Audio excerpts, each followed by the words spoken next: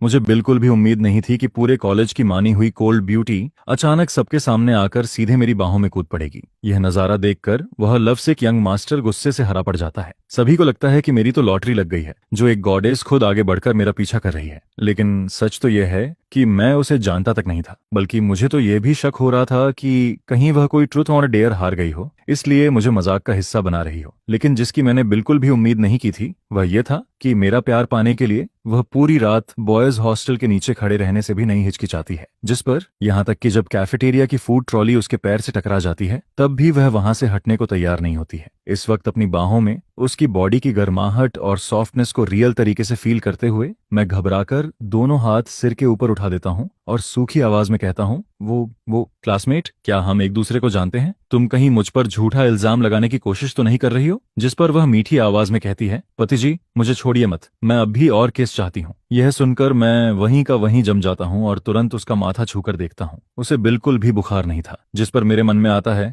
इसका दिमाग कहीं शॉर्ट सर्किट तो नहीं हो गया? तुम हान शाओयान हो ना? लेकिन वह कोई जवाब नहीं देती है, बल्कि पंजों के बल खड़ी होकर अपने गर्म और लाल होंठ मेरी तरफ बढ़ाने लगती है। उसके इस खुले हुए टेम्पटेशन का सामना करते हुए भी मैं किसी तरह अपना होश संभाले रखता हूँ। क्या यह वही कोल्ड गॉडेस है जो हमेशा सबसे दूरी बनाकर रखती है? मैं अपनी हथेली उसके माथे पर रखकर उसे रोकता हूँ, लेकिन वह सिर तिरछा करके क्यूट तरीके से नखरे करने लगती है, जिसे देखकर मैं बाहर से परेशान जरूर होता हूँ, लेकिन अंदर ही अंदर खुश भी हो रहा होता हूँ। हम दोनों की सांसें बेहद करीब आकर आपस में मिलती रहती हैं और पूरे 5 सेकंड तक यही चलता रहता है। फिर मैं कहता हूँ, क्लासमेट जरा ध्यान से देखो तो सही, मैं आखिर हूँ कौन? जिस पर वह कुछ देर के लिए चौंक जाती है। इसके बाद उसके होंठों पर एक हल्की सी मुस्कान उभर आती है। उस मुस्कान की मार इतनी खतरनाक थी कि मुझे लगता है जैसे मेरे शरीर का हर हिस्सा फटने वाला है। और फिर जब मैं अभी भी उस मुस्कान में खोया हुआ होता हूँ, तभी केवल 0.1 सेकंड के गैप में एक हल्की सी चू की आवाज सुनाई देती है, जिस पर मुझे पंख से भी हल्का लेकिन बेहद साफ एहसास होता है, क्योंकि उसने मेरे गाल पर किस कर दिया था। मैं पूरी तरह फ्रीज हो जाता हूँ। ऐसा लगता है जैसे मेरे शरीर का सारा खून उसी जगह पर जमा हो गया हो जहां उसने किस किया था। यह नजारा देखकर आसपास से गुजर रहे स्टूडेंट्स की आंखें लगभग बाहर निकलने लगती हैं। मैं सपना तो नहीं देख रहा हूं ना? और भीड़ के बीच मौजूद किन शेंग, जो मेरा कट्टर दुश्मन होने के साथ साथ हान शाओयान का सबसे बड़ा एडमायर भी था, यह सब देखकर हाथ में पकड़ा फूलों का गुलदस्ता जमीन पर फेंक देता है। जांगची, हरामखोर! यह कहते ही वह पागल बैल की तरह भीड़ चीरकर मेरी तरफ दौड़ पड़ता है। उसका मुक्का हवा को चीरता हुआ सीधे मेरे चेहरे की तरफ आता है, जिस पर मैं बस हल्का सा साइड हटता हूँ, एक हाथ उठाता हूँ और आराम से एक कदम आगे बढ़ता हूँ। उसकी पूरी ताकत तुरंत दूसरी तरफ निकल जाती है और फिर वह खुद लड़खड़ाकर लगभग गिर पड़ता है, जिससे उसकी पूरी इज्जत मिट्टी में मिल जाती है। खुद को संभालने के बाद वह कांपती उंगली से मेरी नाक की तरफ इशारा करते हुए चिल्लाता है, तूने मुझ पर हाथ उठाने की हिम्मत कैसे की? तू आखिर है कौन? जिस पर आसपास तुरंत सन्नाटा छा जाता है और सभी की नजरें मेरी तरफ टिक जाती हैं। मैं बिना उसकी तरफ देखे ठंडे स्वर में कहता हूँ, स्पष्ट रूप से हान शाओयान खुद मेरे पास आई थी। यहाँ मौजूद सभी स्टूडेंट्स इसके गवाह हैं। फिर भी तुम झूठ को सच और सच को झूठ साबित करने की कोशिश कर रहे हो। यह सुनकर किन शेंग पूरी तरह निरुत्तर हो जाता है। उसका सीना गुस्से से भर जाता है, चेहरा लाल पड़ जाता है, लेकिन उसके मुंह से एक शब्द भी नहीं निकलता। उसी समय एक गोरा और नाजुक हाथ धीरे से मेरी शर्ट खींचता है, जिस पर अगले ही पल पिघले हुए शहद जैसी मीठी आवाज सुनाई देती है, पति जी। यह सुनते ही किन शेंग के चेहरे पर भयानक अंधेरा छा जाता है। फिर वह एक कदम आगे बढ़कर हान शाओयान की कलाई पकड़ने की कोशिश करता है। शाओयान, होश में आओ, क्या इसने तुम्हें कोई दवा दी है? मेरे साथ चलो, मैं तुम्हें मेडिकल रूम ले चलता हूँ। जिस पर हान शाओयान ऐसे पीछे हटती है जैसे उसने कोई गंदी चीज छू ली हो। मुझे हाथ मत लगाओ। और फिर वह उसका हाथ झटक देती है। अगले ही सेकंड वह पूरा शरीर मेरे साथ चिपका लेती है। और तुम यहाँ से दफा हो जाओ, मुझे सिर्फ मेरे पति चाहिए, मुझे सिर्फ मेरे पति चाहिए। सबके सामने इस हालत में अब सफाई देना भी बेकार था। जितनी देर रुकता उतनी ही मुसीबत बढ़ती। जिस पर मैं गहरी सांस लेता हूँ और इस बड़े से ह्यूमन पेंडेंट को, जो मुझसे चिपक चुका था, आधा खींचते और आधा संभालते हुए आगे बढ़ने लगता हूँ। भीड़ खुद रास्ता छोड़ देती है और मैं धीरे धीरे गर्ल्स हॉस्टल की तरफ बढ़ता रहता हूँ। पीछे खड़ा किन शेंग हमें जाते हुए देखकर गुस्से से दहाड़ उठता है। हान शाओयान, तुम पागल हो गई हो, तुम्हें पता भी है तुम क्या कर रही हो। कल सुबह तक इंतजार करो। जिसके जवाब में किसी और स्टूडेंट की आवाज आती है, कल सुबह तक इंतजार करने की जरूरत नहीं है, आज रात ही कॉलेज फोरम और सभी ग्रुप चैट्स फट पड़ेंगे। कोल्ड गॉडेस वाली तुम्हारी रेपुटेशन पूरी तरह खत्म हो जाएगी। उसकी आवाज में गुस्सा, बेबसी और हल्की सी घबराहट साफ सुनाई देती है, लेकिन मेरी बाहों में मौजूद यह लड़की बिल्कुल भी परवाह नहीं करती। वह अपने गर्म चेहरे को मेरी बाह से रगड़ती रहती है और पीछे उठ रहे तूफान को पूरी तरह इग्नोर कर देती है। इसके बाद मैं बेबस चेहरे के साथ गर्ल्स हॉस्टल की सीढ़ियों पर बैठा होता हूँ और मेरे बगल में हान शाओयान अब भी मेरी बाह को कसकर पकड़े रहती है, जैसे वह वहीं चिपक गई हो। आसपास से गुजरने वाली लड़कियां बार बार मुड़कर हमें देखने लगती हैं और आपस में बातें करती रहती हैं। मैं अपनी बाह छुड़ाने की कोशिश करता हूँ, लेकिन वह और ज्यादा कसकर पकड़ लेती है। फिर मैं कहता हूँ, हान शाओयान, तुम्हारा फोन कहाँ है? अपनी रूममेट को बुलाओ ताकि वह तुम्हें ले जाए। जिस पर वह पलकें झपकाती है और बड़ी आज्ञाकारी तरह अपना फोन निकालकर मुझे दे देती है। लेकिन फोन हाथ में लेते ही पता चलता है कि उसकी बैटरी पूरी तरह खत्म हो चुकी है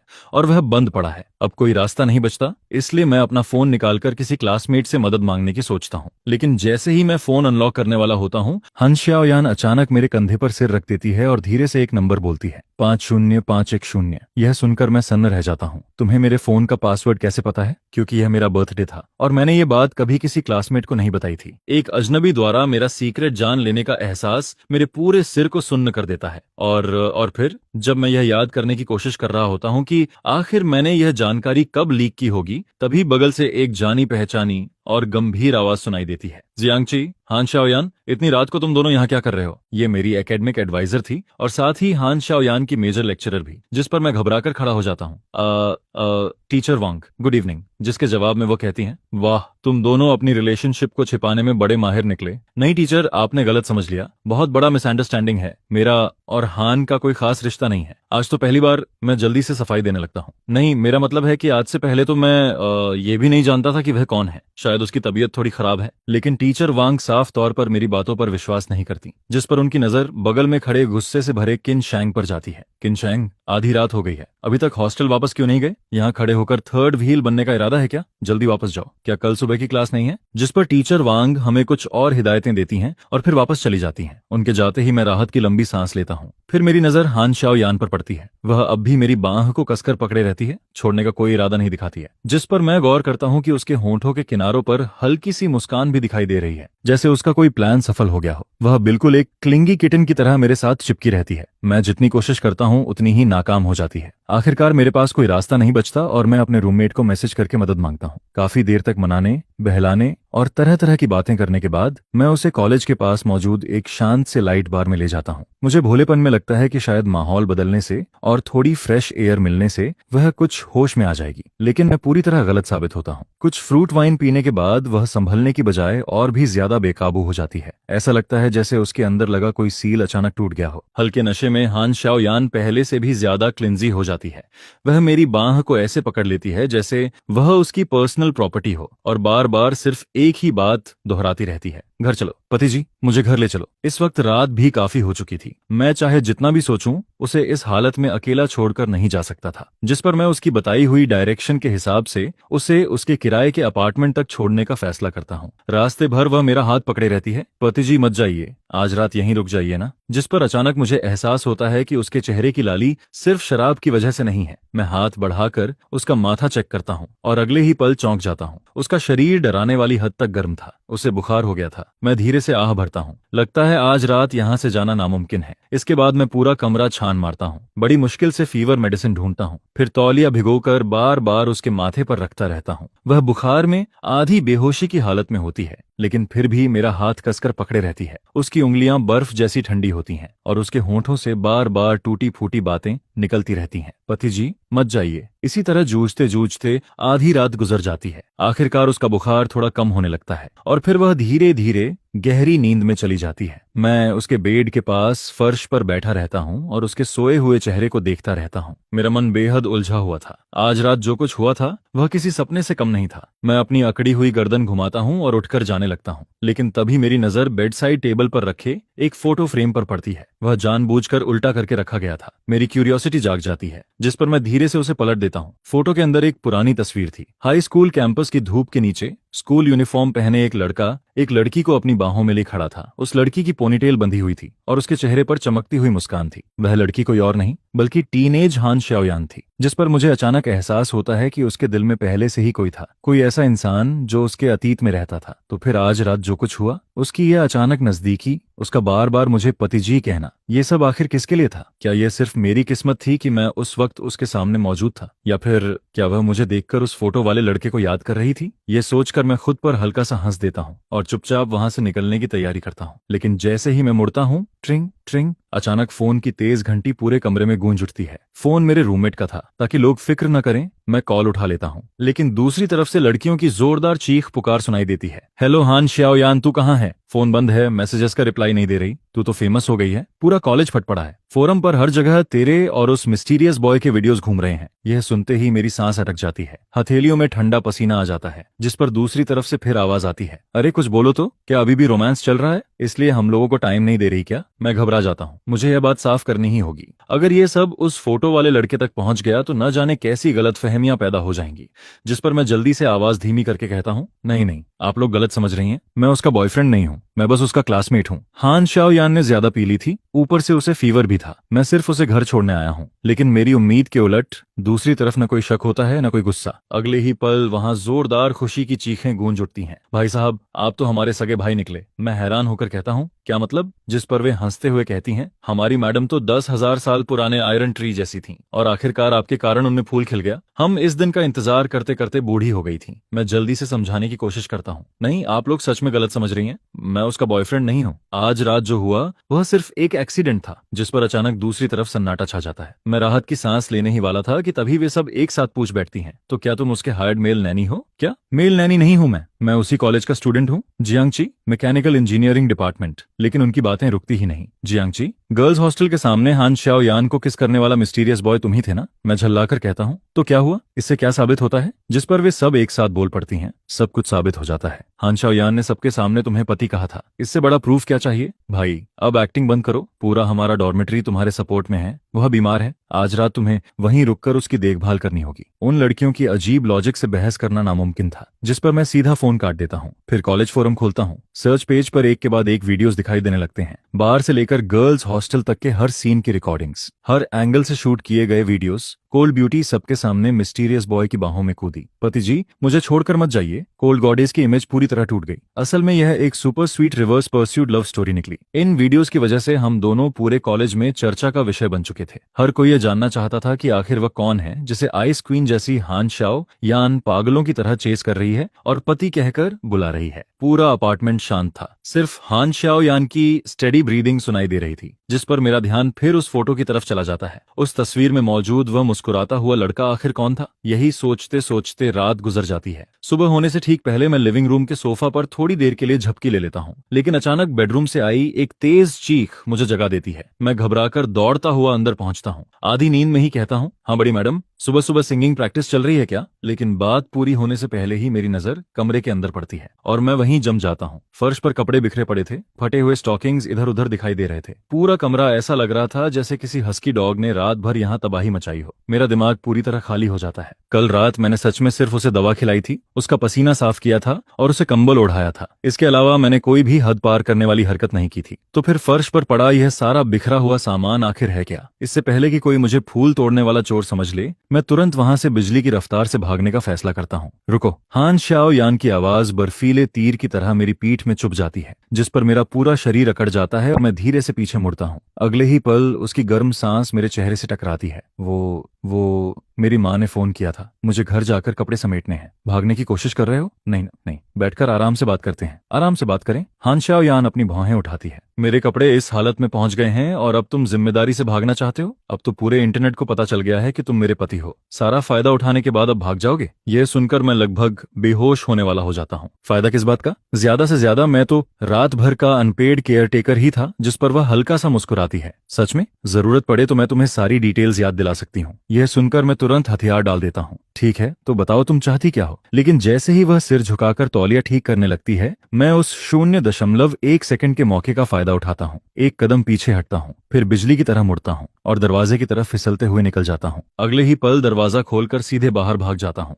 मैं ठंडे दरवाजे से पीठ टिकाकर लगातार सांसें नाफो लेने लगता हूँ। तभी अंदर से हान श्याओ यान की हंसी भरी आवाज सुनाई देती है, पति जी, मुझे भूल मत जाना। जिस पर मेरे दिल में एक अजीब सा एहसास पैदा होता है। ऐसा लगता है जैसे किसी के द्वारा इस तरह पकड़े जाना थोड़ा एडिक्टिव होता है। लेकिन अगले ही पल मेरे दिमाग में वह उल्टा रखा हुआ फोटो फ्रेम आ जाता है और अभी जो गर्माहट पैदा हुई थी उसका आधा हिस्सा तुरंत ठंडा पड़ जाता है। हन शाओयान का यह अचानक बदल जाना, उसकी यह नजदीकी, ये सब आखिर मेरे लिए था या सिर्फ इसलिए क्योंकि मेरा चेहरा किसी हद तक उस लड़के से मिलता था जो उस फोटो में मौजूद था? ये सवाल मेरे दिमाग में घूमता रहता है। इसके बाद मैं अपने हॉस्टल लौट आता हूँ। अभी मैं मुश्किल से बिस्तर पर बैठा ही था कि फोन पर एक फ्रेंड रिक्वेस्ट दिखाई देती है। नाम था हान शाओयान। मैं रिक्वेस्ट एक्सेप्ट करता हूँ और उसी सेकंड उसका मैसेज आ जाता है, जियांगची तुम सच में बड़े बेवफा निकले। भागने में तो ओलंपिक चैंपियन हो। मैं स्क्रीन को घूरता रहता हूँ, कई बार टाइप करता हूँ, फिर डिलीट कर देता हूँ। आखिरकार मैं लिखता हूँ, कल रात स्पेशल सिचुएशन थी। वह सिर्फ ह्यूमैनिटेरियन मेडिकल रेस्क्यू था, उसमें कोई दूसरा मतलब नहीं था। मैसेज भेजते ही रिप्लाई आ जाता है, मेडिकल रेस्क्यू? ऐसा मेडिकल रेस्क्यू जो कॉलेज फोरम के हॉट सेक्शन में ट्रेंड कर रहा है? अब हर कोई मुझसे पूछ रहा है कि मेरा हस्बैंड कहाँ है। इस पूरे मेस को साफ करने का क्या प्लान है तुम्हारा? सिर्फ टेक्स्ट पढ़कर ही मैं इमेजिन कर सकता था कि इस वक्त वह दांत पीस रही होगी और उसकी खूबसूरत आंखों में आग जल रही होगी। जिस पर अगला मैसेज आता है, मैं तुम्हें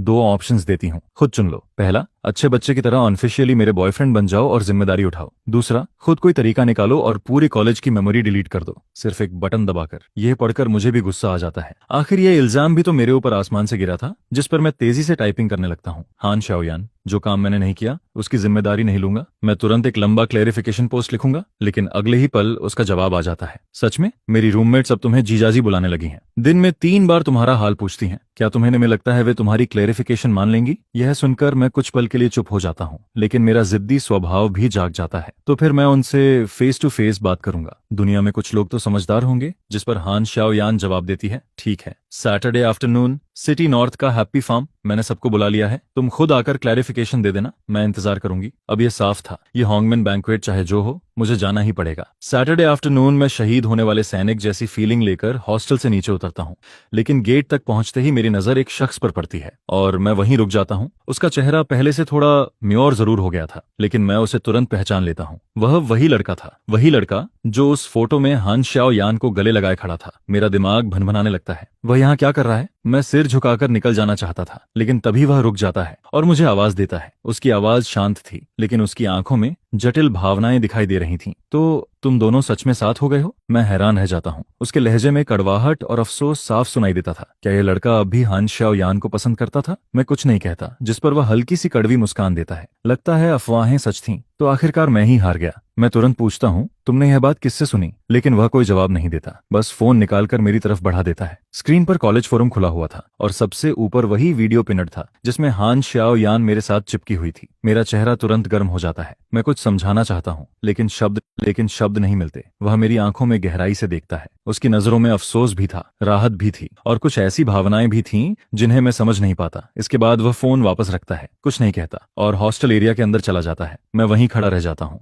लेकिन अब मेरे दिमाग में एक नई बात घूम रही थी। अगर वह लड़का भी हान शाओयान के दिल का इंसान नहीं था, तो फिर आखिर वह मुझे लेकर इतनी अलग क्यों थी? इस सवाल का जवाब मुझे कहीं नहीं मिल रहा था। हैप्पी फार्म जाते समय रास्ते में मेरी मुलाकात चू जियांगली से हो जाती है। जियांगची, बाहर जा रहे हो? हाँ, थोड़ा काम है। सुना है तुम लोग हैप्पी फार्म जा रहे हो, मैं भी वहाँ पेंटिंग इंस्पिरेशन लेने जा रही हूँ, चलो साथ चलते हैं। मैं कुछ देर हिचकिचाता हूँ। आखिर मैं वहाँ मिसअंडरस्टैंडिंग क्लियर करने जा रहा था। किसी आउटसाइडर को साथ ले जाना अजीब लग रहा था। जिस पर वह मुस्कुराकर पूछती है, क्या हुआ, कन्वीनियंट नहीं है या किसी स्पेशल पर्सन से मिलने जा रहे हो? उसकी सीधी और साफ नजर देखकर मुझे लगता है कि शायद मैं ज्यादा सोच रहा था। नहीं, ऐसा कुछ नहीं, बस एक नॉर्मल गैदरिंग है। अगर जाना है तो साथ चलो, जगह काफी बड़ी है। इसके बाद हम हैप्पी फार्म पहुंच जाते हैं, लेकिन वहां पहुंचकर पता चलता है कि हान शाओयान अभी तक नहीं आई थी और पता नहीं क्यों मेरे दिल में हल्की सी निराशा पैदा हो जाती है। कुछ देर बाद हान शाओयान भी पहुंच जाती है। आज उसने एक साधारण सी सफेद ड्रेस पहनी हुई थी, हाथ में चेरीज की टोकरी थी और वह आराम से हमारी तरफ चली आ रही थी, जिस पर आसपास मौजूद लड़कियां तुरंत शोर मचाने लगती हैं। वाह,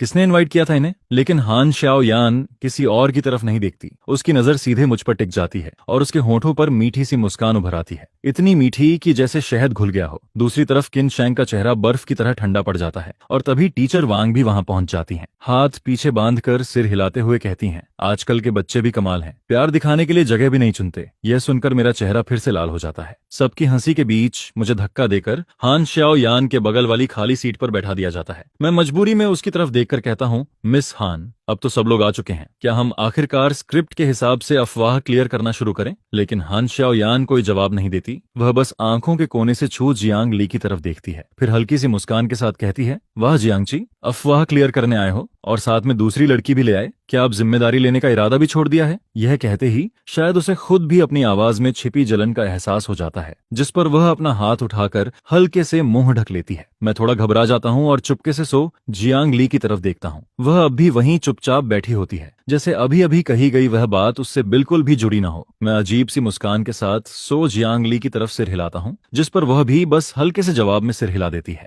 अचानक माहौल पूरी तरह जमसा जाता है। हान त्याओ निगरेन कुछ नहीं कहती। वह लाल चेहरी धोती है और साफ दिखाई देता है कि उसका हाथ उन्हें मेरी तरफ बढ़ा रहा है। लेकिन जैसे ही उसकी नजर सो जांग ली पर पड़ती है, वह अचानक दिशा बदलकर उन्हें अपनी रूममेट के हाथ में पकड़ा देती है। मैं असहज होकर मुस्कुराता हूँ और हान त्याओ निगरेन के सामने थोड़ा झुककर कहता हूँ, तो मैं सच में बता देता हूँ हमारे रिश्ते के बारे में साफ साफ। जिस पर वह बेपरवाही से कहती है, तुम्हारी मर्जी। मैं तुरंत बोल पड़ता हूँ, सब लोग मुझे 2 मिनट दीजिए, मुझे एक जरूरी बात अनाउंस करनी है। यह सुनते ही कोई चिल्लाता है, अरे ये तो सीधे कन्फेशन करने वाला है। जिस पर मैं घबराकर कहता हूँ, रुको, बिल्कुल भी ऐसा नहीं है। फिर मैं जल्दी से समझाता हूँ, मैं और हान तिएनगिन उस तरह के रिलेशन में नहीं है जैसा आप सब सोच रहे हो। लेकिन मेरी बात खत्म होने से पहले ही कोई और बोल पड़ता है, वाह, सीधे जीजा जी का प्रमोशन हो गया। जीजा जी, आप हान त्याओ नियन को छोड़ना मत। यह सुनकर मेरा सिर दर्द करने लगता है। मैं हान त्याओ नियन की तरफ देखता हूँ और उधर उसका हाल ही अलग होता है। वह सिर झुकाए बैठी होती है, कंधे लगातार कांप रहे होते हैं और हंसी रोकते रोकते उसका चेहरा लाल हो चुका होता है। यह आखिर क्लेरिफिकेशन कहाँ से हो रहा था? यह तो पूरी डिजास्टर बन चुका था। मैं चिढ़कर उसे घूरता हूँ, जिस पर वह सिर उठाती है और अचानक उसका चेहरा पूरी तरह खिल उठता है। वह हाथ से अपना मुंह ढकती है, आंखें चमक रही होती हैं और वह मुझे देख रही होती है। उसकी मुस्कान शरारती भी होती है और बेहद प्यारी भी, जिसे देखकर मेरा दिल एक पल के लिए धड़कना भूल जाता है। और ठीक उसी पल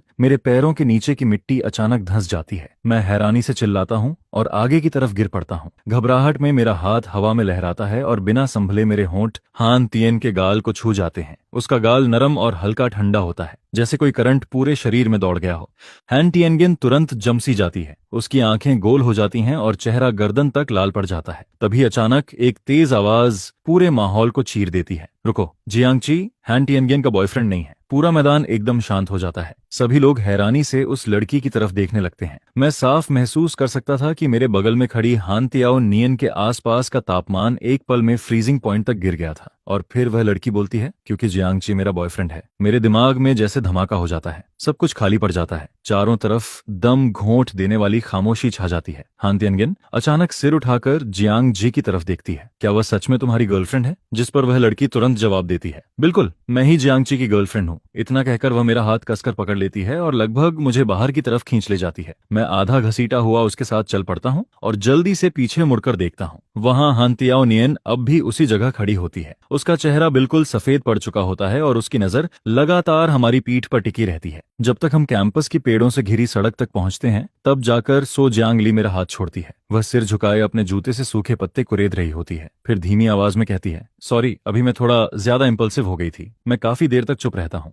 मेरा दिमाग पूरी तरह उलझ चुका होता है। वह अपनी उंगलियां आपस में फंसाए खड़ी होती है, फिर एक गहरी सांस लेकर मेरी तरफ देखती है। एक सीनियर मुझे लंबे समय से परेशान कर रहा है। उसने मेरे हाई स्कूल के कुछ पुराने फोटोज ढूंढ निकाले और वह बार बार कह रहा है कि उस फोटो में जो लड़का साइड से दिखाई दे रहा है वह मेरा एक्स बॉयफ्रेंड है। यह कहते हुए वह अपना फोन निकालकर मुझे फोटो दिखाती है। फोटो थोड़ी ब्लरी होती है। बैकग्राउंड में स्पोर्ट्स मीट चल रही होती है। एक लड़का स्पोर्ट्स यूनिफॉर्म में साइड से खड़ा होता है, लेकिन उसकी हेयर स्टाइल और फेस आउटलाइन सच में कुछ हद तक मुझसे मिलती जुलती होती है। इसे देखकर मेरे दिल में दिल में एक अजीब सा एहसास पैदा होता है। आखिर सो जियांग ली की नजर में मैं हमेशा सड़क किनारे लगे किसी लैंप पोस्ट जैसा ही रहा हूँ, जिसकी मौजूदगी का कोई खास मतलब नहीं होता। लेकिन अब तो सीधा एक्स बॉयफ्रेंड बनकर शील्ड का काम कर रहा था। मैं उसके चेहरे की तरफ देखता हूँ। वह साफ ऐसी लग रही होती है जैसे मजबूरी में यह आखिरी तरीका अपनाना पड़ा हो। मैं अपनी कनपटी दबाता हूँ। ठीक है, इस बार यह बोझ मैं उसके लिए उठा लेता हूँ। जब मैं जाने लगता हूँ तब वह एक और बात कहती है, तुम भी थोड़ा सावधान रहना। हैप्पी रनिंग क्लब वाले लोग और हान तिएन की तरफ के लोग शायद तुम्हें सिर्फ मजाक समझ रहे हैं। इसके बाद पूरा एक हफ्ता हैरान कर देने वाली शांति में गुजरता है। कोई मेरा मजाक नहीं उड़ाता, कोई ताना नहीं मारता और हान तिएन भी पूरी तरह मेरी नजरों से गायब हो जाती है। सोशल मीडिया भी बिल्कुल शांत रहता है। मैं लगभग मान चुका होता हूँ कि सारी परेशानी खत्म हो गई। लेकिन क्लास शुरू होने से पहले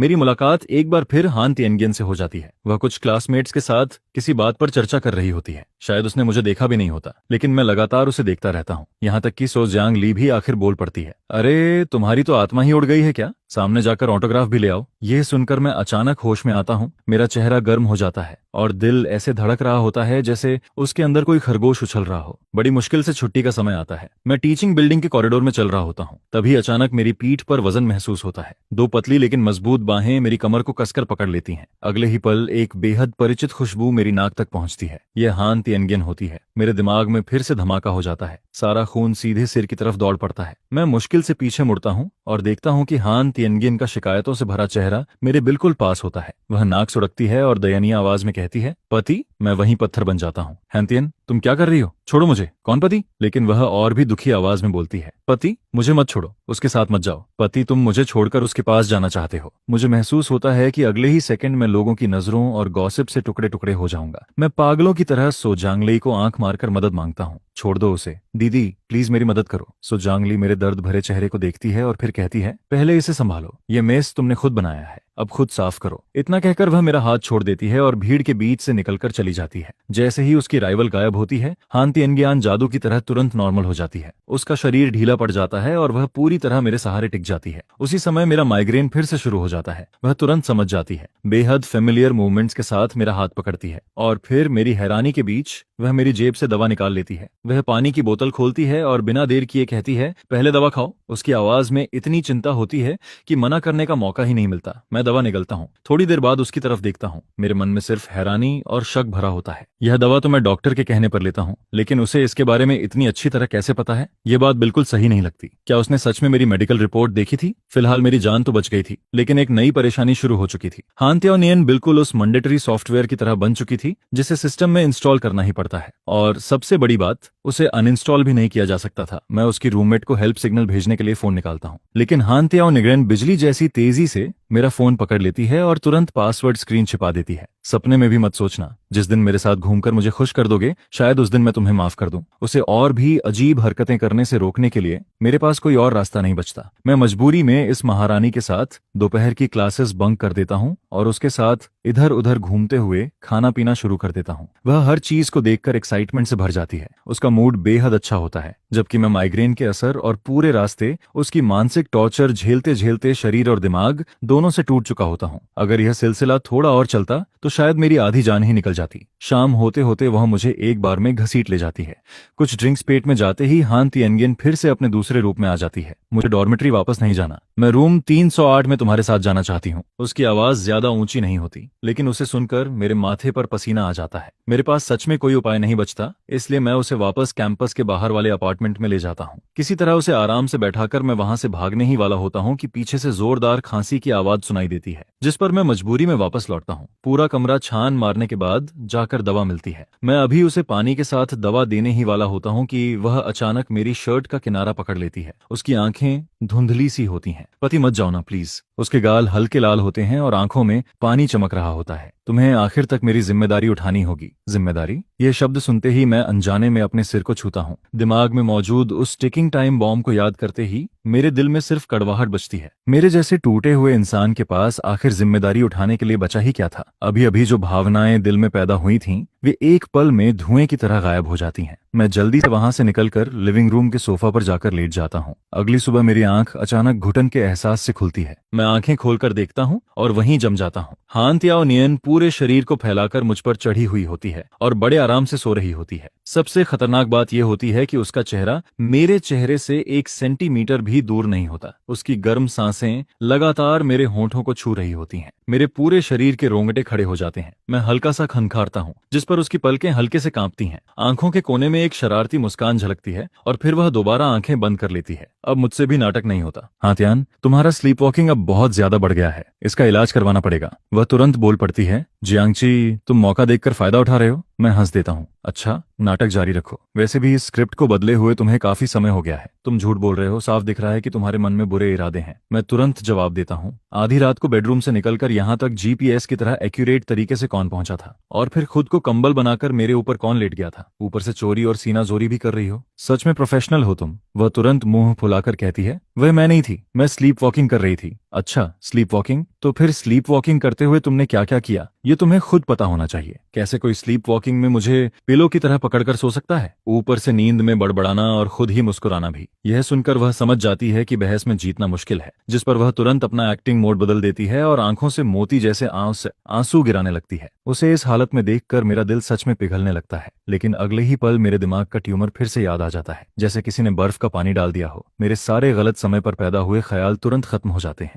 मैं खुद को सख्त बनाता हूँ, उसे धीरे से हटाता हूँ और बिना पीछे देखे वहां से निकल जाता हूँ। पीछे से उसकी भरी हुई आवाज सुनाई देती है, जियांगची तुम बहुत बुरे इंसान हो। लेकिन मैं फिर भी पीछे मुड़कर नहीं देखता और सीधे अपार्टमेंट से बाहर निकल जाता हूँ। अगली सुबह मैं जानबूझकर जल्दी उठता हूँ और डॉर्मेट्री से निकल जाता हूँ। इतने दिनों तक लगातार उसके पीछे पड़े रहने की आदत पड़ चुकी थी। अब यह शांति उल्टा मुझे खालीपन का एहसास देने लगती है। लेकिन उसी दिन दोपहर में जैसे ही मैं अपनी सावधानी थोड़ी कम करता हूँ, वह जानी पहचानी परछाई फिर से दिखाई देती है। दूर से ही उसकी फेमिलियर खुशबू हवा में तैरती हुई मेरे पास पहुंच जाती है। हमारी नजरें मिलती हैं। माहौल ऐसा लगता है जैसे हवा में बिजली चमक रही हो। मैं कुछ समझ पाऊं उससे पहले ही वह तेजी से दौड़कर सीधे मेरी बाहों में आ गिरती है। पति, क्या कल तुम मुझसे नाराज हो गए थे, इसलिए मुझे छोड़कर भाग गए थे? मैं मन ही मन सोचता हूँ कि अगर सच में शिकायत भी होती तो क्या मैं बोल पाता? नहीं, ऐसी कोई बात नहीं है, ज्यादा मत सोचो। मुंह से मैं ऐसा कहता हूँ, लेकिन शरीर उसे दूर धकेलने की कोशिश कर रहा होता है। दिक्कत बस इतनी होती है कि मैं उसे हिला तक नहीं पाता। आसपास के स्टूडेंट्स एक साथ हमारी तरफ देखने लगते हैं। कई लोगों के फोन की स्क्रीन चुपचाप चमक रही होती है। मुझे पूरा यकीन हो जाता है कि कल कॉलेज फोरम की पिंड पोस्ट यही होने वाली है, जियांगची और हान तिएन के रहस्यमयी रिश्ते का खुलासा। दिन दहाड़े इस तरह चिपकने का मतलब आखिर क्या था? जितने ज्यादा लोग देखने लगते हैं, हान तिएन उतना ही कसकर मेरी कमर पकड़ लेती है, यहाँ तक कि अपना सिर भी मेरी छाती में छुपा लेती है। तभी अचानक उसकी कुछ बेस्ट फ्रेंड्स वहां से गुजरती दिखाई देती हैं। हमारी नजरें मिलती हैं। उनकी आंखों में साफ शरारत दिखाई देती है, लेकिन वे जानबूझकर अनजान बनने लगती हैं। मैं लगभग रोते हुए कहता हूँ, मेरी प्यारी बहनों, इसे यहाँ से ले जाओ, मैं तुम सबको बारबेक्यू खिलाऊंगा। वे एक दूसरे को देखकर मुस्कुराती हैं। अरे वाह, आज तो हवा बहुत तेज चल रही है, आंख में कुछ चला गया है, कुछ दिखाई ही नहीं दे रहा। मैं लगभग चीख पड़ता हूँ, किसी डूबते हुए इंसान को यूं मत छोड़ो, इसे ले जाओ। लेकिन वे हंसते हुए जवाब देती हैं, नहीं नहीं, हमें लाइब्रेरी जाना है, हम थर्ड व्हील नहीं बनना चाहते। अब मैं पूरी तरह हार मान लेता हूँ। दिल राख की तरह ठंडा पड़ चुका होता है। जाते जाते वे पीछे मुड़कर एक और तीर चला देती हैं। ब्रोदर जियांग, हान तियाओ निगढ़ेन तुम्हारे भरोसे है, उसका अच्छे से ख्याल रखना। मैं पूरी तरह स्पीलेस हो जाता हूँ। फिर नीचे देखता हूँ, मेरी बाहों में मौजूद लड़की सिर उठाकर मुझे देख रही होती है। उसकी बड़ी बड़ी आंखें चमक रही होती हैं। चेहरे पर ऐसी विजयी मुस्कान होती है जैसे सब कुछ उसकी प्लानिंग के मुताबिक हुआ हो। अभी कुछ मिनट पहले वाली बेचारी लड़की का नामो निशान भी नहीं बचा होता और फिर शुरू हो जाती है एक और दोपहर। हान तिएनगिन मुझे जबरदस्ती पूरे शहर में घुमाती रहती है। रात तक मैं थककर बुरी हालत में पहुंच जाता हूँ। आखिरकार हम दोनों वापस अपार्टमेंट लौटते हैं। मैं मरे हुए कुत्ते की तरह सोफा पर गिर पड़ता हूँ। फिर गंभीर आवाज में उसे वार्निंग देता हूँ, आज रात ठीक से बेड पर सोना। अगर फिर आधी रात को स्लीप वॉकिंग करके यहाँ आई या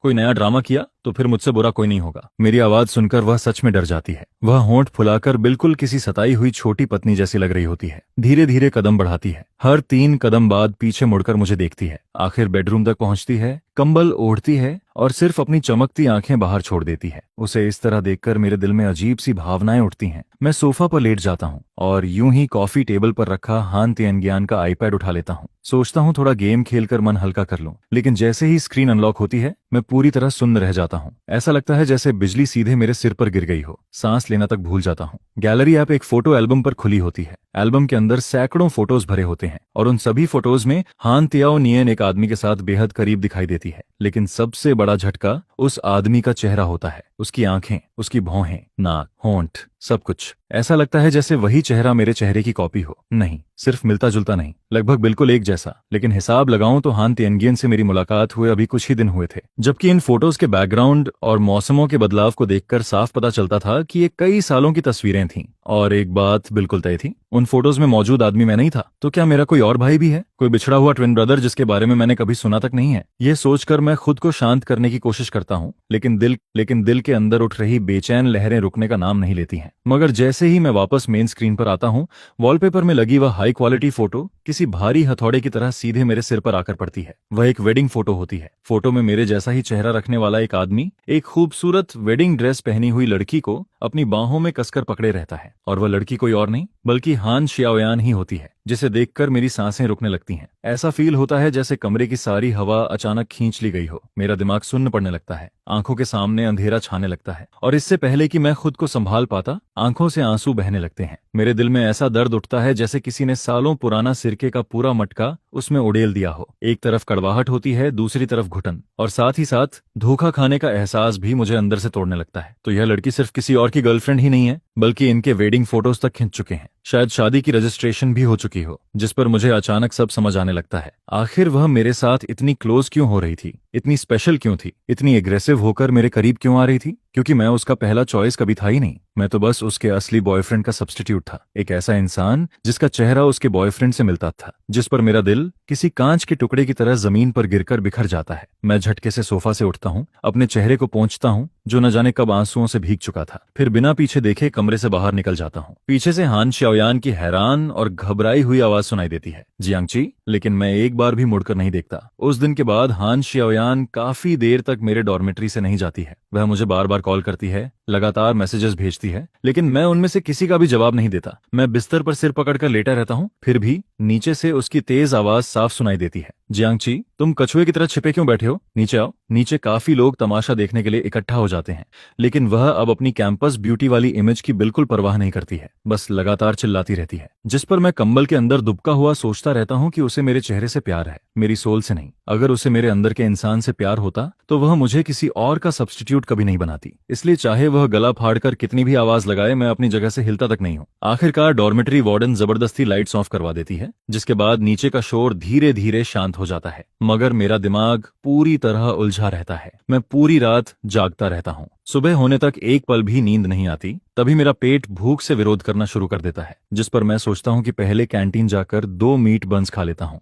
लेकिन जैसे ही मैं नीचे पहुंचता हूँ, मेन गेट के पास एक जानी पहचानी फिगर दिखाई देती है, हान शियाओयान। वह सच में पूरी रात यहीं बैठी रहती है। इस समय उसके बाल बुरी तरह बिखरे हुए होते हैं, मेकअप भी पूरी तरह फैल चुका होता है। जैसे ही वह सिर उठाकर मुझे देखती है, उसकी आंखों में थकान और खालीपन साफ नजर आता है। वह धीरे से पुकारती है, जियांगची। लेकिन मेरे अंदर का गुस्सा अभी भी खत्म नहीं हुआ होता। मैं नजरें फेर लेता हूँ और दूसरी तरफ से निकलने की कोशिश करता हूँ, मगर वह बिजली की तरह तेजी से उठती है, लगभग हाथ पैरों के सहारे जमीन से खड़ी होती है, लड़खड़ाती है, और अगले ही पल मेरे रास्ते में आकर खड़ी हो जाती है। मैं दांत भींचकर कहता हूँ, हान शियाओयान, क्या मुझे बेवकूफ बनाकर तुम्हें बहुत मजा आया? अगर तुम्हें अपने भाई यूएंग के पास जाना है तो जाओ, मैं किसी का सब्स्टिट्यूट नहीं बनना चाहता। हम ब्रेकअप करते हैं। जिस पर वह तुरंत सिर हिलाती है, नहीं, तुम नहीं जा सकते। मैं ठंडी आवाज में कहता हूँ, क्या तुम्हें लगता है कि मैं मरने वाला हूँ? अगर मैं मर भी गया तो तुम्हें कोई जिम्मेदारी नहीं उठानी पड़ेगी। यह सुनकर उसका पूरा शरीर जैसे फ्रीज हो जाता है, उसकी आंखें फैल जाती हैं, उनमें दर्द और बेबसी साफ दिखाई देती है। जिस पर मैं उसके जवाब देने से पहले ही मुड़कर वहां से चला जाता हूँ। मुझे लगता है कि अब शायद वह मेरा पीछा छोड़ देगी, लेकिन मैं गलत साबित होता हूँ। हान शियाओयान हर दिन बॉयज डॉर्मेटरी के नीचे आकर खड़ी रहती है।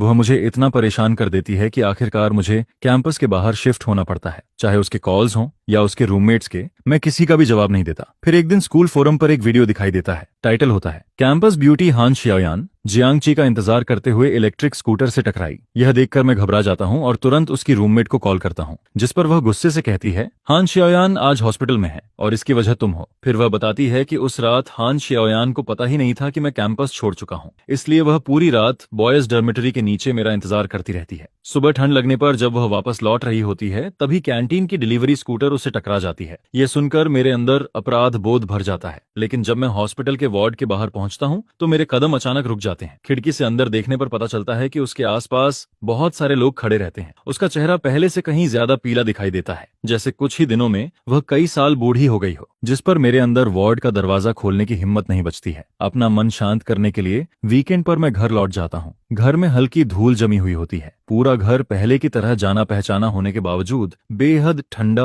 और सूना लगता है। मेरी नजर दीवार पर टंगी मॉम और डैड की फोटो पर जाकर टिक जाती है। उनकी जवान मुस्कान हमेशा के लिए उसी तस्वीर में कैद रहती है, जिस पर मेरे अंदर दबा हुआ दर्द आखिरकार फूट पड़ता है। मैं दीवार के सहारे धीरे धीरे नीचे फिसल जाता हूँ और जमीन पर बैठकर बिना आवाज के रोने लगता हूँ। पुरानी यादें बाढ़ की तरह लौटने लगती हैं। जब मैं सिर्फ 6 साल का था, तब एक प्लेन क्रैश मेरे माता पिता को मुझसे छीन लेता है। वे मेरे लिए कुछ पैसे छोड़ गए थे, लेकिन परिवार का प्यार कभी वापस नहीं छोड़ पाए। और जियांगची नाम ही वह आखिरी चीज होती है जो मुझे अकेलेपन के खिलाफ लड़ते हुए आज तक जिंदा रखती है। न जाने कितनी देर रोने के बाद मैं खुद को संभालता हूँ। फिर फोटो में मुस्कुरा रहे मॉम और डैड को देखकर धीमी आवाज में कहता हूँ, मॉम डैड चिंता मत करो, शायद मैं भी जल्द ही आप दोनों के पास आ जाऊंगा। जैसे ही ये शब्द निकलते हैं मेरे सिर का दर्द फिर से बढ़ने लगता है, मानो कोई बुरी खबर पहले से मेरा इंतजार कर रही हो। तभी अचानक फोन रिंग होने लगता है। कॉल डॉक्टर झांग की होती है। वह पूछते हैं, जियांगची आज फिर तुम अकेले आए हो? मैं हल्की हंसी के साथ कहता हूँ, मैं हमेशा से अकेला ही था। जिस पर डॉक्टर झांग कुछ देर चुप रहते हैं, फिर कहते हैं, तुम्हारे ब्रेन ट्यूमर ने अब ब्रेन नर्व्स पर गंभीर दबाव डालना शुरू कर दिया है। बीमारी तेजी से बिगड़ रही है। लेकिन एक बात समझ नहीं आती, तुम हान शियाओयान को भी भूल गए हो क्या? यह सुनते ही मेरा दिमाग पूरी तरह खाली हो जाता है। मैं हैरानी से पूछता हूँ, कौन? डॉक्टर झांग भी चौंक जाते हैं। तुम्हें हान शियाओयान याद नहीं है? वह हमेशा तुम्हारे साथ ट्रीटमेंट के दौरान रहती थी। तुम्हारी बीमारी को सबसे ज्यादा वही समझती थी। उसी समय डॉक्टर ली, जो डॉक्टर झांग की असिस्टेंट होती है, जल्दी से कमरे में आती है। मुझे देखते ही वह भी हैरान रह जाती है। फिर वह तुरंत पूछती है, हान शियाओयान कहाँ है? क्या वह तुम्हारे साथ नहीं आई? जिस पर वह आगे कहती है, यूनिवर्सिटी में एडमिशन से पहले जब भी तुम चेकअप के लिए आते थे, हान शियाओयान हमेशा तुम्हारे साथ रहती थी। तुम्हारी मेडिसिन का हर रिएक्शन उसे याद रहता था, यहाँ तक कि तुम्हारी डेली हैबिट्स भी उसे तुमसे ज्यादा पता थीं। मैं उसे कैसे भूल सकता हूँ? डॉक्टर झांग और डॉक्टर ली की बातें मेरे बिखरे हुए दिमाग में टूटे हुए टुकड़ों की तरह टकराने लगती हैं। आखिर हान शियाओयान को मेरे फोन का पासवर्ड कैसे पता था, जो मैंने कभी किसी को नहीं बताया था? उसे ये कैसे पता था कि मेरी इमरजेंसी मेडिसिन किस पॉकेट में रखी रहती है, कौन सी दवा कितनी लेनी है? ये भी वह हमेशा सिचुएशन के हिसाब से सही सही बता देती थी। और वह हर वक्त मेरे पीछे पीछे क्यों घूमती रहती थी, जैसे कोई ग्लू हो जो मुझसे अलग ही नहीं होना चाहती थी। और फिर वे वेडिंग फोटोज भी। उस फोटो में मौजूद आदमी का चेहरा बिल्कुल मेरे जैसा था, जिस पर मेरे दिमाग में एक पागलपन भरा ख्याल जन्म लेता है। लेकिन धीरे धीरे वही ख्याल सच जैसा लगने लगता है। डर और उम्मीद दोनों एक साथ मेरे अंदर उमड़ पड़ते हैं। आंखों से आंसू बहने लगते हैं और मेरी नजर धुंधली हो जाती है। क्या उन फोटोज में मौजूद इंसान मैं ही था? लेकिन अगर वह मैं था तो मुझे कुछ भी क्यों याद नहीं है? यादों की गहराई में मुझे सचमुच एक धुंधली सी फिगर दिखाई देती है, हान शियाओयान। वह मुस्कुराते हुए मेरा नाम पुकारती है, मगर उसके और मेरे बीच जैसे घना कोहरा फैला हुआ रहता है। मैं चाहे जितनी कोशिश करूं, उसका चेहरा साफ नहीं देख पाता, जिस पर मेरे सिर में भयानक दर्द शुरू हो जाता है। आंखों के सामने सब कुछ धुंधला होने लगता है। रोशनी और अंधेरा बार बार बदलने लगते हैं। डॉक्टर झांग और डॉक्टर ली की घबराई हुई आवाजें मेरे कानों में गूंजती रहती हैं। लेकिन अगले ही पल मेरी चेतना पूरी तरह खत्म हो जाती है। एक ऑपरेशन पूरे एक दिन और एक रात तक चलता है। बेहोशी के दौरान मुझे कई जानी पहचानी आवाजें सुनाई देती हैं, कुछ पास से, कुछ बहुत दूर से। वे सब चिंता से भरी हुई होती हैं। आखिरकार मैं भारी पलकों को खोलने में सफल हो जाता हूँ। सबसे पहले मेरी नजर एक जोड़ी लाल और सूजी हुई आंखों पर पड़ती है। वे आंखें आंसुओं से भरी होती हैं और बिना पलक झपकाए मुझे देख रही होती हैं। वह हान शियाओयान होती है। वह मेरा हाथ कस कर पकड़े रहती है। उसका हाथ ठंडा होता है और हल्का कांप भी रहा होता है। तभी डॉक्टर ली खुश होते हुए अंदर आती हैं। उनके हाथ में नई स्कैन रिपोर्ट होती है। जियांगची, तुम जाग गए, बहुत अच्छा हुआ। ऑपरेशन पूरी तरह सक्सेसफुल रहा है। डॉक्टर झांग ने तो खास तुम्हारे लिए 1 साल विदेश में ट्रेनिंग ली थी, इसी सर्जरी की तैयारी के लिए। देखो, ट्यूमर पूरी तरह निकाल दिया गया है। जिस पर कमरे का दरवाजा फिर से खुलता है। डॉक्टर झांग थके हुए चेहरे के साथ अंदर आते हैं। हान शियाओयान तुरंत मेरा हाथ छोड़कर उनके पास जाती है और उनका हाथ पकड़ लेती है। डॉक्टर झांग, थैंक यू,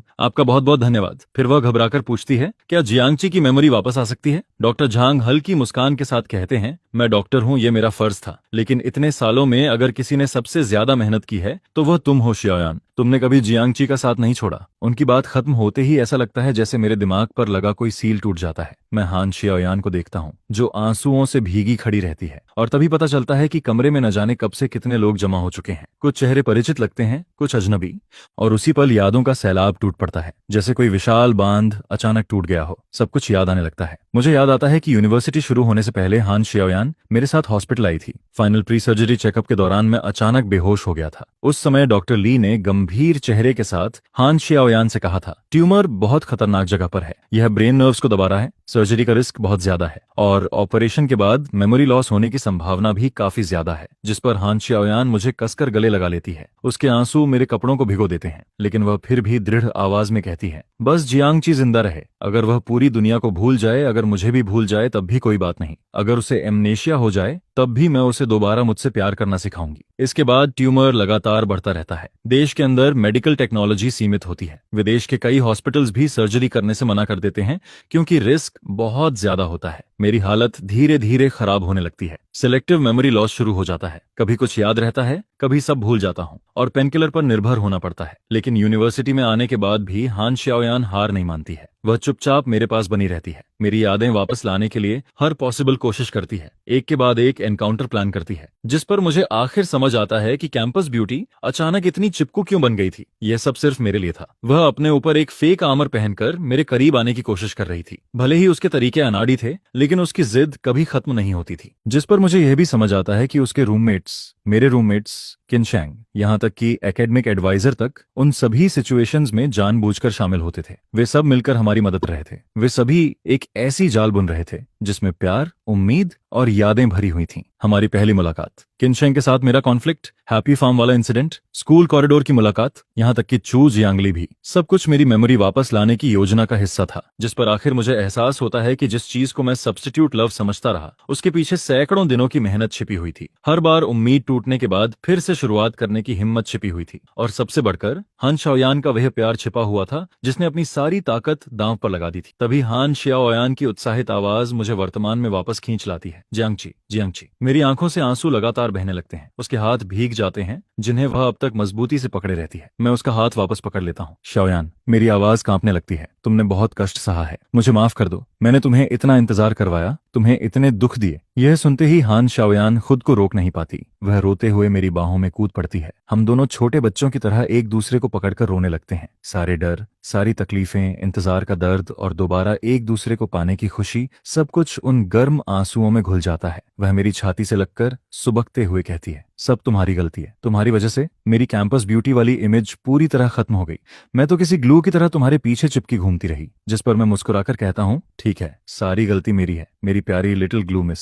अब रोना बंद करो, ज्यादा रोगी तो सुंदर नहीं लगोगी। तभी कमरे में मौजूद बाकी लोग शोर मचाना शुरू कर देते हैं। उनमें से एक कहता है, अरे भाई, ये आदमी रोज हमें समझाता था कि हान शाओयान एक घमंडी कैंपस ब्यूटी है, अमीर है, खूबसूरत है, बस दूर से देखने लायक है। दूसरा तुरंत बोल पड़ता है, और खुद कैंपस ब्यूटी के लिए कंपटीशन भी करता रहता था। जिस पर किनशैंग हंसते हुए कहता है, हान शाओयान तो पहले से ही कैंपस ब्यूटी थी, उसे इमेज बिल्डिंग की क्या जरूरत थी? अगर तुम उसकी कदर नहीं करते तो मुझे दे दो। यह सुनकर मैं तुरंत उठकर उसे मारने दौड़ता हूँ, लेकिन गलती से सर्जरी वाली जगह पर जोर पड़ जाता है, जिस पर दर्द से मेरी चीख निकल जाती है। हान शाओयान घबराकर मुझे वापस पकड़ लेती है। सब लोग जोर जोर से हंसने लगते हैं। मैं गुस्से का नाटक करता हूँ, लेकिन चेहरे पर मुस्कान खुद ब खुद आ जाती है। फिर मेरी नजर बगल में खड़े दूसरे शख्स पर जाती है। यांगशु, तुम तो उससे भी बड़े खिलाड़ी निकले। शाओयान के साथ फेक कपल बनकर जो इंटीमेट फोटोज खिंचवाई थी और हर बार मेरे सामने जो प्रोवोकिंग लुक देते थे, वह एक्टिंग तो ऑस्कर लेवल की थी। जिस पर यांगशु अपनी नाक खुजाते हुए अजीब सी हंसी हंसता है। शायद मेरे उस लुक से वह थोड़ा डर गया था, जिसमें मैं उसे जिंदा निगल जाने जैसा घूर रहा था। इसके बाद जब मैं हॉस्पिटल से डिस्चार्ज हो जाता हूँ और रेगुलर चेकअप के लिए वापस जाता हूँ, तब डॉक्टर मेरी नई रिपोर्ट देखते ही राहत की सांस लेते हैं। उनके चेहरे पर लंबे समय बाद पूरी तरह निश्चिंत मुस्कान दिखाई देती है। यह सचमुच एक मिरेकल है जियांगची। ट्यूमर को पूरी तरह रिमूव कर दिया गया है और लेटेस्ट ब्लड टेस्ट के मुताबिक कैंसर मार्कर्स भी पूरी तरह नॉर्मल हो चुके हैं। तुम्हारी रिकवरी उम्मीद से कहीं ज्यादा अच्छी है। यह सुनकर हान शाओयान और मैं एक दूसरे का हाथ और कसकर पकड़ लेते हैं। हमारी उंगलियां आपस में मजबूती से जुड़ी रहती हैं। जिस पर वह मेरी तरफ मुड़कर देखती है। उसके चेहरे पर चमकती मुस्कान खिड़की के बाहर खिले फूलों से भी ज्यादा खूबसूरत लगती है। उसे देखते ही मेरा दिल तेजी से धड़कने लगता है। मैं उसकी कमर को अपनी बाहों में खींच लेता हूँ और झुककर उसके होंठों को चूम लेता हूँ। हम दोनों एक दूसरे में पूरी तरह खो जाते हैं, जैसे उन सभी खोए हुए दिनों की भरपाई करना चाहते हों, जैसे उन सभी बिछड़नों और दर्दों को मिटा देना चाहते हों जिनसे हम गुजर चुके थे। काफी देर बाद जब हम दोनों की सांसें तेज हो जाती हैं, तब जाकर बड़ी मुश्किल से एक दूसरे से अलग होते हैं। जिस पर हान शाओयान सिर उठाकर मुझे देखती है। उसकी आंखें तारों की तरह चमक रही होती हैं। फिर वह बेहद कोमल लेकिन दृढ़ आवाज में कहती है, जियांगची, चलो शादी कर लेते हैं। इसके बाद हम पहाड़ों पर बने एक मशहूर टॉयस्ट टेम्पल में जाते हैं। वहां के मास्टर से अपने नए जीवन की शुरुआत के लिए शुभ दिन चुनने की रिक्वेस्ट करते हैं। फिर मैं गिफ्ट्स लेकर हान शाओयान के पेरेंट्स से मिलने जाता हूँ। मेरे दिल में काफी घबराहट होती है। मुझे डर लगता है कि कहीं वे मुझे ठुकरा न दें। आखिर मैं एक ऐसा इंसान था जिसने गंभीर बीमारी झेली थी और साथ ही मैं एक अनाथ भी था। लेकिन मेरी उम्मीद के बिल्कुल उल्टा होता है। हान शाओयान के मॉम डैड की आंखें लाल हो जाती हैं। वे मेरा हाथ कसकर पकड़ लेते हैं। फिर भावुक होकर कहते हैं, बेटा, बस तुम वापस आ गए, यही काफी है। ये घर हमेशा तुम्हारा घर रहेगा। यह सुनकर मैं हैरान रह जाता हूँ। तब पता चलता है कि हमारे दोनों परिवार पहले से एक दूसरे को जानते थे। मेरे मॉम डैड के प्लेन एक्सीडेंट के बाद हान फैमिली हमेशा चुपचाप मेरी मदद करती रही थी और हान शाओयान तो बचपन से ही मेरे साथ रहती आई थी। प्राइमरी स्कूल से लेकर आज तक वह हमेशा मेरी देखभाल करती रही। मेरी अंधेरी जिंदगी में वही एकमात्र रोशनी बनकर खड़ी रहती थी। शादी से पहले हम दोनों मॉम डैड की ग्रेव पर भी जाते हैं। मैं हान शियाओयान का हाथ पकड़कर कब्र के सामने खड़ा होता हूँ और गंभीर आवाज में कहता हूँ, मॉम डैड, आपका बेटा शादी करने जा रहा है और जिस लड़की से मैं शादी कर रहा हूँ वह दुनिया की सबसे शानदार लड़की है। जिस पर हान शियाओयान सफेद लाइल्स का एक बुके कब्र के सामने रखती है, फिर धीरे लेकिन दृढ़ आवाज में कहती है, मॉम डैड, आप दोनों निश्चिंत रहिए, मैं और जियांग ची हमेशा एक दूसरे का साथ देंगे। चाहे भविष्य में कुछ भी हो जाए, हम हाथ पकड़कर साथ बूढ़े होंगे, कभी अलग नहीं होंगे। इसके बाद हमारी वेडिंग बेहद धूमधाम से होती है। वेडिंग नाइट पर सबसे पहले यांग श्यू कमरे में घुस आता है और उसके पीछे छू जियांगली भी आती है। वह मुझे देखकर हल्का सा मुस्कुराती है, हालांकि उसकी आंखें थोड़ी लाल होती हैं। फिर वह कहती है, जियांग ची, मैंने सच में कभी तुम्हें पसंद किया था, लेकिन तुम दोनों की स्टोरी बहुत खास है। मैं दिल से चाहती हूँ कि तुम दोनों हमेशा खुश रहो। जिस पर मैं मुस्कुराकर उसे धन्यवाद देता हूँ। आखिरकार सारी रस्में खत्म हो जाती हैं और हमारी वेडिंग नाइट शुरू होती है। कमरे में गर्म नारंगी रोशनी फैली हुई होती है। हम दोनों ने थोड़ी वाइन पी रखी होती है, जिसकी वजह से हमारे गाल हल्के लाल हो चुके होते हैं। इतने सालों से दबे हुए जज्बात आखिरकार बाहर आने लगते हैं। मेरी आंखें फिर से नम हो जाती हैं। मैं हान शियाओयान को देखते हुए धीरे से कहता हूँ, शियाओयान, आज के दिन तक पहुंचने के लिए तुमने कितनी तकलीफें सही हैं। कितनी बार मेरे सब कुछ भूल जाने के बाद भी मेरे साथ खड़ी रहीं। कितनी बार मैंने तुम्हें रिजेक्ट किया और न जाने कितनी रातें बॉयज डॉर्मेटरी के नीचे अकेले बिताई। यह कहते कहते मेरी आवाज भर्रा जाती है। जब मैं सोचता हूँ कि उसने कितनी बार टूटने के बाद खुद को दोबारा संभाला होगा, तब मेरा दिल दर्द से भर जाता है। मैं और कुछ नहीं कह पाता, बस आंखों से आंसू बहने लगते हैं। जिस पर हान शियाओयान धीरे से अपना हाथ बढ़ाती है और मेरे चेहरे से आंसू पोंछ देती है, लेकिन उसकी अपनी आंखें भी आंसुओं से भरी होती हैं। वह मुस्कुराकर कहती है, तुम कितने बेवकूफ हो, चोट तो मुझे लगी थी, फिर तुम क्यों रो रहे हो? मैं कोई जवाब नहीं देता, बस अपनी आंखें बंद कर लेता हूँ और अगले ही पल उसे गहराई से चूम लेता हूँ। उस किस में हमारी सारी तकलीफें, सारे आंसू और सारी अधूरी यादें समा जाती हैं। उन सभी इंतजारों का अंत हो जाता है, उन सभी दर्दों का भी। जिस पर मैं मन ही मन एक वादा करता हूँ, अब मैं उसका हाथ कभी नहीं छोड़ूंगा, उसे कभी नहीं भूलूंगा। मेरी छोटी ग्लू गर्ल, मेरी कैंपस ब्यूटी, मेरी वाइफ। या आगे की जिंदगी अभी बहुत लंबी है, लेकिन इस बार हम दोनों हाथों में हाथ डालकर चलेंगे और इस बार हम कभी अलग नहीं होंगे।